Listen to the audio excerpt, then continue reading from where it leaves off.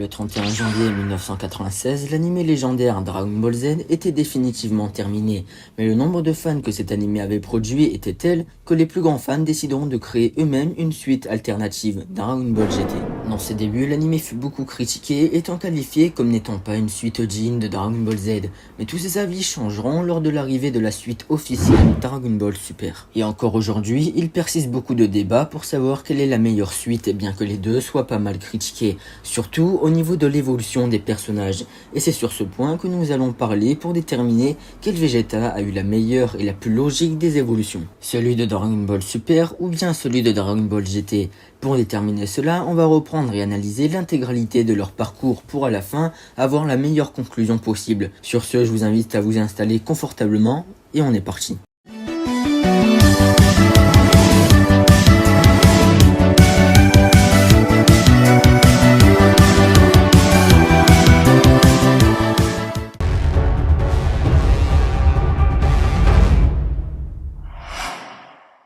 L'un des plus gros problèmes du Vegeta de Dragon Ball GT est selon moi son design qu'il a eu durant la quasi-totalité de l'œuvre, parce qu'en toute honnêteté, on est passé du Vegeta de l'arbre avec un flow incroyable, que ça soit sous sa forme Majin ou pas, à un Vegeta plus vieux avec une moustache et surtout sa coupe de cheveux que je trouve vraiment pas ouf. Vegeta avait une coupe unique bien à lui et la modifier, je trouve que ça a été une très grosse erreur, ce qui honnêtement lui a fait perdre une grande partie de son style, et ça se verra lors de ses brèves transformations en Super Saiyajin. De plus, sa moustache se définit plus comme étant un signe de relâchement, ce qui ne fait plus penser au Vegeta sérieux et rigoureux de Dragon Ball Z, mais plutôt à un Vegeta dont l'entraînement n'est plus la priorité et qui passe plus de temps avec sa famille, ce qui est en soi une très belle marque de l'évolution du personnage, mais qui aurait pu être introduit sans de tels changements physiques. En résumé, ce chara-design donne plus l'image d'un Vegeta relâché qui par son style ne fait même plus penser à un combattant, mis à part ses muscles qui sont toujours visibles, ce qui est très dommage.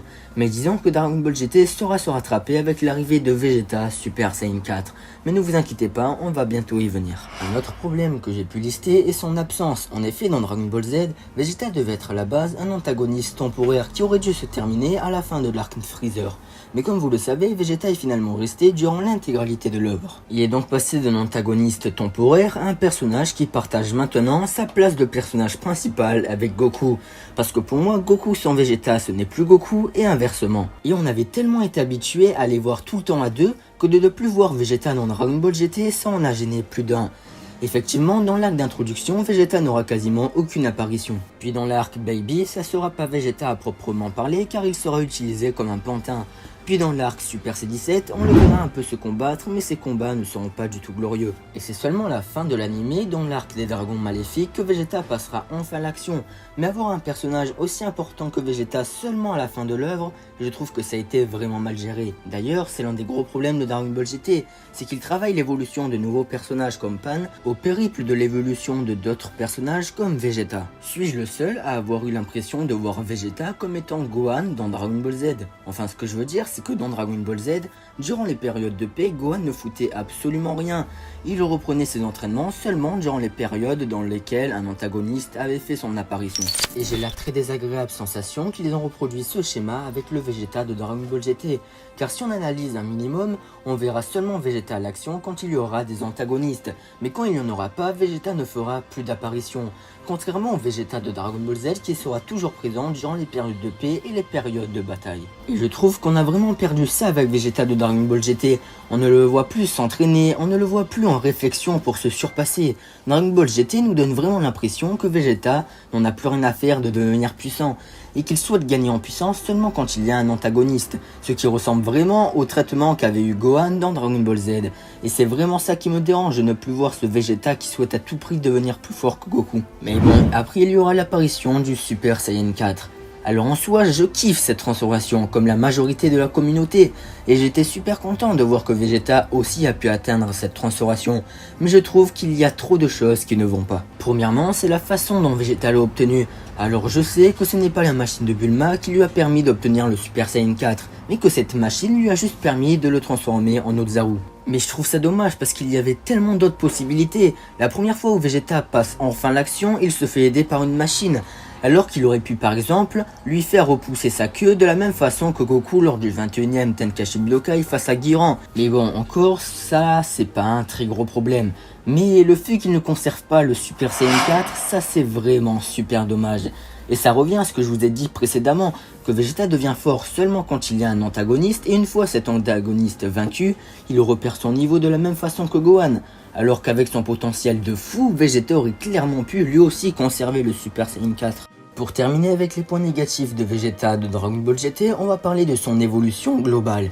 Alors je vais être transparent avec vous, pour moi Dragon Ball GT n'ont pas donné à Vegeta l'évolution qu'il aurait dû avoir. À la fin de Dragon Ball Z, Vegeta lors de sa citation dira à Goku qu'il le remercie de l'avoir sauvé et qu'il le voit plus comme un ennemi à abattre mais comme un ami. Et perso j'aurais kiffé voir un duo Vegeta-Goku plus proche que dans Dragon Ball Z tout en gardant leur petite rivalité. Mais malheureusement, Vegeta n'a eu aucune évolution avec Goku, il n'a eu aucune évolution avec sa puissance car après avoir perdu le Super Saiyan 4, il a regagné la puissance qu'il avait au début et il n'a pas été assez présent pour pouvoir être développé. Et ses brèves apparitions, sans parler de l'arc Les Dragons Maléfiques, ont été très moyennes, surtout dans l'arc Baby où il a été utilisé et qu'il n'a pas vraiment résisté, comme dans l'arc Boo avec le contrôle de Babidi par exemple.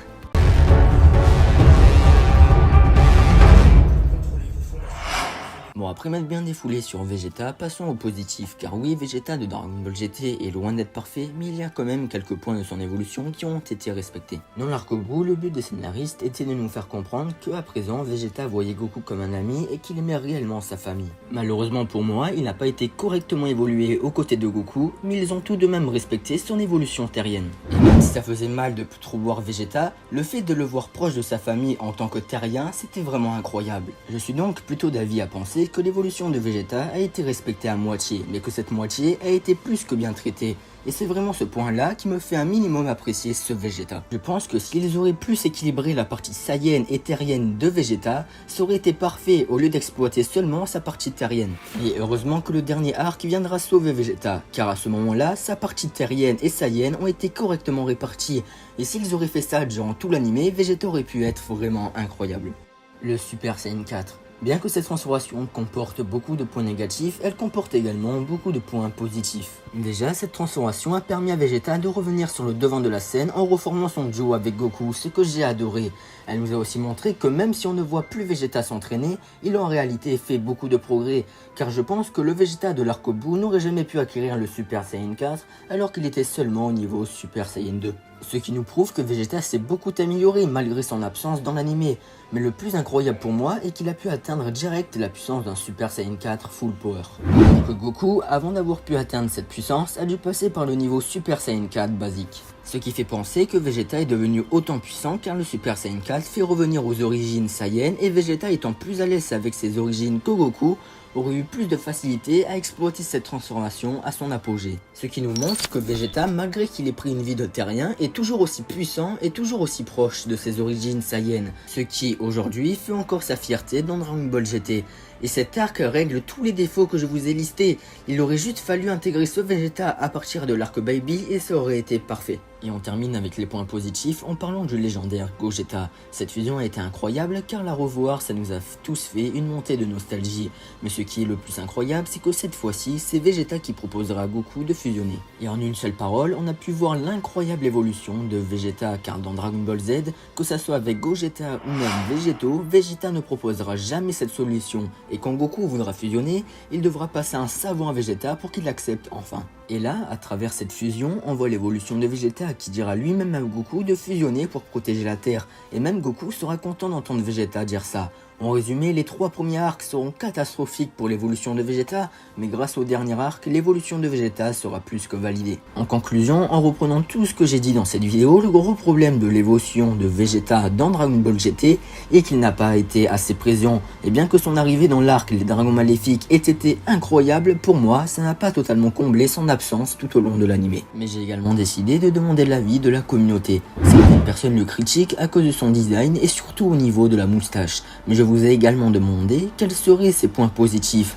et d'après vous ça serait le Super Saiyan 4 ainsi que le moment où il a voulu se battre seul contre Lee Shenron pour que les autres prennent la fuite. Beaucoup de personnes ont également apprécié l'arc Baby ainsi que Gogeta et surtout son évolution en tant que terrien. Mais il y a quelque chose qui m'a un peu choqué, c'est que pas mal de personnes voient l'arc Baby comme étant un point positif dans l'évolution de Vegeta.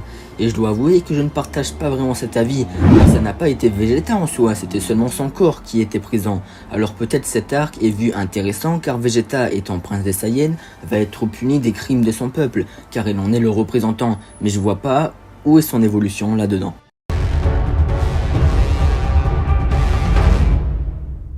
Bon, maintenant je pense qu'on en a fini avec Dragon Ball GT et passons au Vegeta de Dragon Ball Super avec le premier point négatif. Ce point négatif sera présent dès les tout premiers épisodes de Dragon Ball Super, ce qui fera beaucoup de bruit en 2015. C'est que dans Dragon Ball Super, Vegeta a trop tendance à être ridicule, alors que ça ne colle pas du tout avec le Vegeta de Dragon Ball Z. Croyez-vous qu'il aurait fait une danse aussi ridicule devant toute la Z-Team et devant Beerus? Eh bien non, clairement pas. Vegeta est trop souvent montré comme étant ridicule et peureux dans Dragon Ball Super, comme face à Beerus. Normalement, Vegeta n'aurait jamais attendu que Beerus gifle Bulma pour pouvoir l'attaquer, il l'aurait fait depuis bien longtemps. Il s'est même agenouillé face à Beerus, mais à quel moment Vegeta se soumettait aussi facilement à ses adversaires? On est loin du Vegeta qui combattait Gros Boo, Buan ou même Kid Buu au périple de son existence, ça n'a plus rien à voir. Et là pour le coup, ça nous dérange tous énormément. Et heureusement que plus Dragon Ball Super passe, moins Vegeta a des moments ridicules comme ça, mais franchement, c'est une véritable humiliation pour le prince de Saiyajin, le Super Saiyan God. Alors qu'on se le dise, à qui ça a déplu de voir Vegeta atteindre le Super Saiyan bleu? À personne, on était tous super contents. Mais tout comme le Super Saiyan 4, il y a quelques problèmes autour de sa transformation. Pour commencer, le problème c'est qu'il va l'atteindre d'une façon totalement inconnue. A-t-il exercé le rituel ou alors a-t-il brisé cette obligation en l'atteignant grâce à l'entraînement?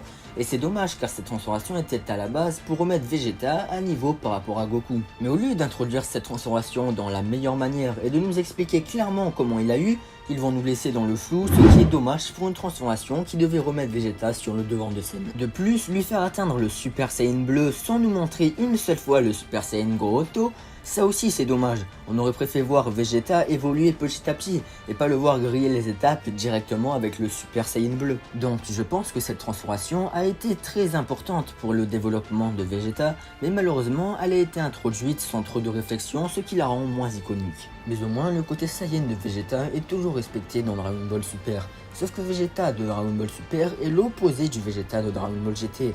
Car dans Dragon Ball GT, le côté terrien de Vegeta a été très bien évolué, mais son côté Saiyan, lui, n'a pas eu la meilleure des évolutions. Et dans Dragon Ball Super, c'est totalement l'inverse. Son côté Saiyan est super bien évolué, mais son côté terrien n'a pas été assez approfondi. Et je trouve qu'on ne le voit pas assez avec sa famille, alors que dans Dragon Ball Z, il nous a montré qu'il s'était vraiment attaché. Donc que ça soit dans Dragon Ball GT ou dans Dragon Ball Super, il fallait juste évoluer son côté terrien et Saiyan. Mais malheureusement, d'un côté, seulement son côté terrien a été évolué, et dans l'autre, seulement son côté Saiyan. Même si certes, Vegeta est beaucoup plus proche de sa famille, comme on a pu le voir quand Bulma s'est fait gifler par Bulma, il n'est pas encore assez présent. Après, ce n'est que mon avis, mais en termes d'évolution, je pense que le Vegeta de Dragon Ball Super en a eu une meilleure que celui de Dragon Ball GT. Car son côté Saiyan a été super bien évolué tout au long du manga et tout au long de l'anime, ainsi que son côté terrien. Il aurait juste fallu le voir un peu plus présent avec sa famille, et à part ça, le manga nous a très bien montré qu'il était beaucoup plus proche de sa famille, par exemple face à Toppo ou même face à Jiren. Et en parlant de son côté terrien, je n'ai vraiment pas aimé la relation que Vegeta a avec Trunks. Car si on reprend l'histoire de Vegeta, les trois personnes qui ont contribué à son changement sont Goku, Bulma et surtout l'arrivée de Mirai Trunks qui va tout changer. Et avant de se sacrifier, Vegeta dira bien qu'il a toujours aimé son fils et il le prendra même dans ses bras. Et après une telle preuve d'amour, ne pas voir Vegeta et Trunks partager des moments père-fils, même si ce n'est que de l'entraînement, ça me fait vraiment mal au cœur. Vegeta ayant atteint un niveau extraordinaire grâce à l'énergie divine, au lieu d'apprendre des choses à Cabba qu'il ne connaît pas, j'aurais préféré qu'il reproduise ce schéma avec Trunks et ça aurait été super pour le développement de leur relation. Car ils ont beau faire les durs, mais dans Dragon Ball Z, ils nous ont montré qu'ils s'aimaient énormément. Quand Vegeta lui dira adieu et quand Trunks apprendra sa mort, il sera vraiment affecté. Bon voilà, gros point négatif autour du personnage de Trunks qui sera mis de côté dans Dragon Ball Super mais qui n'aura même pas une relation digne de ce nom avec son père. Et une fois de plus, je vous ai demandé votre avis. Alors on a Rezone qui en résumé pense que Vegeta est trop souvent ridicule, mais je l'ai dit juste avant, donc je suis d'accord avec toi BG. Puis nous avons Quentin qui pense que le côté humain de Vegeta n'a pas été trop développé et qu'il a encore trop de fierté. Alors personnellement ça ne me dérange pas, car pour moi c'est sa fierté qui fait le personnage, mais chacun ses avis et on n'est pas là pour critiquer. Puis nous avons Turbo Splash qui pense que Vegeta n'a pas assez de moments badass, ce qui réduit son développement, ainsi que Truth Limbest qui partage son avis. Alors moi, franchement, je trouve qu'il a eu pas mal de moments badass, comme contre Black Goku, contre Jiren, contre Toppo, ou même contre Beerus, même s'il n'a pas vraiment gagné, sa transformation ultime en Super Saiyan 2 était vraiment pas mal. Donc je trouve qu'il a quand même eu des moments badass, d'ailleurs plus que dans Dragon Ball Z, mais ce n'est que mon avis. Il y a également certaines personnes qui n'apprécient pas que Vegeta s'humanise, alors pour moi je pense que c'est une bonne chose, mais comme j'ai dit, chacun a ses goûts.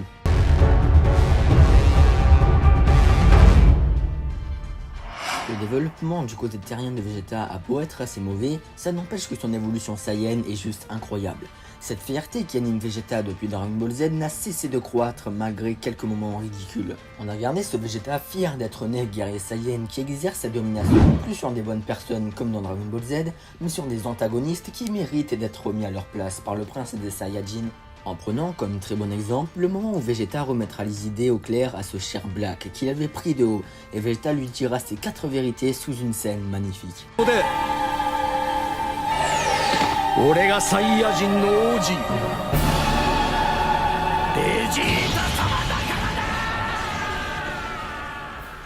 Ou encore quand il apprendra les valeurs Saiyan à Cabba et qu'il prouvera à Toppo et même à Jiren malgré l'écart de puissance colossal que la fierté et l'amour font de lui un guerrier extraordinaire. Autre point positif qui est que Vegeta a un meilleur traitement dans Dragon Ball Super que dans Dragon Ball Z, en termes de combat bien sûr. En effet, Vegeta dans Dragon Ball Z n'a jamais eu de véritable moment glorieux face aux antagonistes principaux, bien que tous ses combats furent extraordinaires, mais il en sortit rarement vainqueur. Ce qui a changé dans Dragon Ball Super où sa puissance est telle qu'il est en capacité de rivaliser avec les plus puissants guerriers des univers. Je fais bien référence à Black Goku, Toppo, à Kaishin, Jiren, Moro, Granola et même Gas. Et ça fait plaisir de voir un Vegeta avec autant de fierté et de puissance, mais là où cette fierté pouvait le mener à sa perte dans Dragon Ball Z, il est maintenant capable de la contrôler par la méditation et le contrôle parfait de son esprit.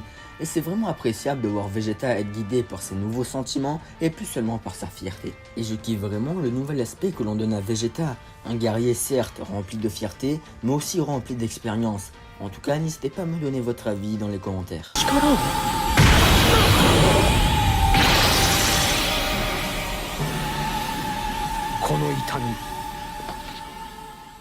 Depuis Dragon Ball Z, Vegeta n'a cessé de devenir de plus en plus puissant en gardant inconsciemment Goku comme exemple.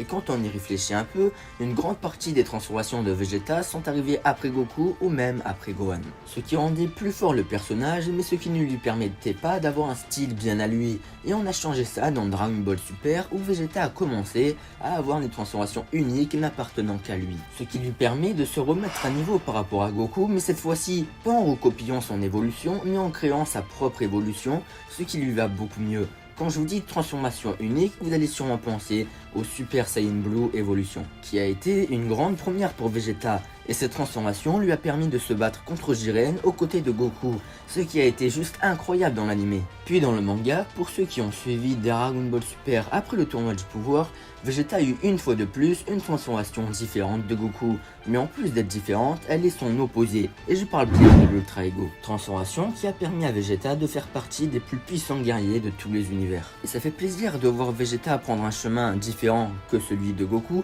tout en gardant une puissance équivalente à celui-ci. 申し訳ありません。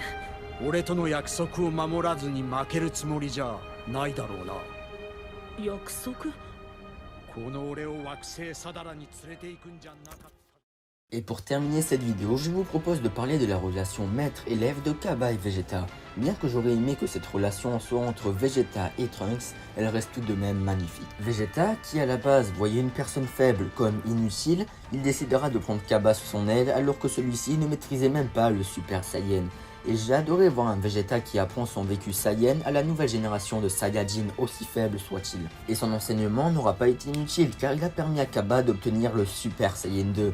Et Cabba, qui au tout début ne représentait en aucun cas la fierté Saiyan, apprendra à la manifester, ce qui lui donnera une puissance incroyable. Et cette relation a été bénéfique pour Vegeta, ce qui nous a montré que Vegeta avait pris en sagesse et qu'il souhaitait maintenant transmettre son savoir à la nouvelle génération de Saiyan. Mais je me suis demandé si vous étiez du même avis, donc je vous ai fait un petit post pour savoir. Et on a le guerrier Saiyan qui pense que globalement, Vegeta a eu une bonne évolution et surtout qu'il a eu beaucoup de moments badass et un développement plutôt correct. Libra Tristan aime bien que Vegeta ne soit pas loin du niveau de Goku contrairement à Dragon Ball Z et ou encore Dragon Ball GT. FCA Club Pro ainsi que Sauf le God aiment bien ce Vegeta qui n'abandonne jamais et qui est toujours en train de se surpasser et je partage à 100% cet avis. Pour conclure cette vidéo, j'ai décidé de vous faire un petit post pour savoir si vous préférez le Vegeta de Dragon Ball Super ou le Vegeta de Dragon Ball GT. Et le Vegeta de Dragon Ball Super a explosé le Vegeta de Dragon Ball GT. Et je dois vous avouer que je suis du même avis. Avec tout ce que j'ai dit dans cette vidéo, je trouve vraiment que le Vegeta de Dragon Ball Super a eu une meilleure présence, une meilleure évolution avec Goku, avec sa puissance et même avec sa famille, même si elle a été un peu moins développée que dans Dragon Ball GT, mais je trouve que le Vegeta de Dragon Ball Super a eu globalement une meilleure évolution. Merci beaucoup les Saiyans d'avoir suivi cette vidéo jusqu'à la fin, j'espère très sincèrement qu'elle vous aura plu. D'ailleurs c'était l'une des vidéos les plus grosses de ma chaîne, après c'est loin d'être la meilleure vidéo de YouTube Game, mais on va s'améliorer petit à petit ensemble pour augmenter notre empire Saiyajin. Sur ce je vous dis bye.